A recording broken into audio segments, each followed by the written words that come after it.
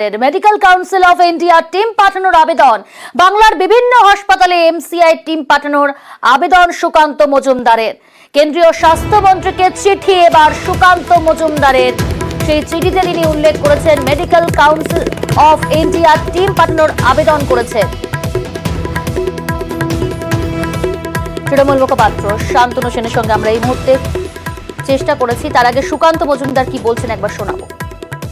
বারবার বলছি যে সিবিআই তদন্ত হওয়া উচিত। পুলিশের ভূমিকা অত্যন্ত সন্দেহজনক।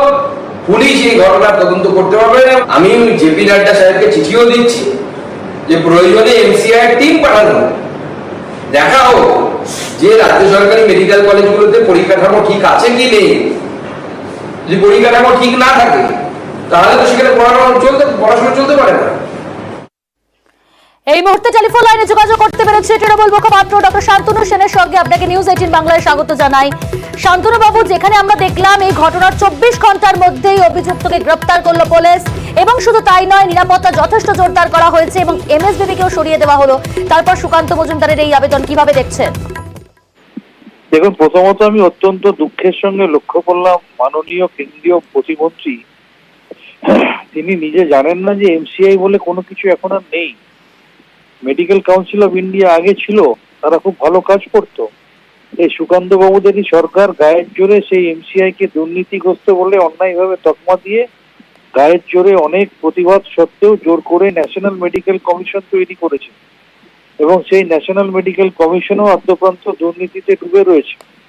এবং সেই ন্যাশনাল মেডিকেল কমিশনকেও বিজেপি তাদের বিভিন্ন শাখা সংগঠনের মতো বিরোধী শাসিত রাজ্যগুলোতে ব্যবহার করছে।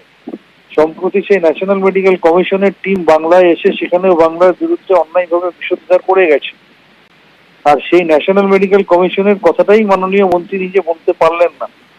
আমি একটাই প্রশ্ন করব, যে ন্যাক্কারজনক ঘটনা বাংলায় ঘটেছে আরজিকর মেডিকেল কলেজে, তার জন্য স্বয়ং মুখ্যমন্ত্রী নিজে প্রেসের সামনে এসে সেটাকে নিন্দা করেছেন, ফাস্ট ট্র্যাক কোর্টে বিচার চেয়েছেন, বলেছেন প্রয়োজনে ফাঁসি হওয়া উচিত। তিনি নিশ্চিত করেছেন দোষীরা একজনও পার পাবে না।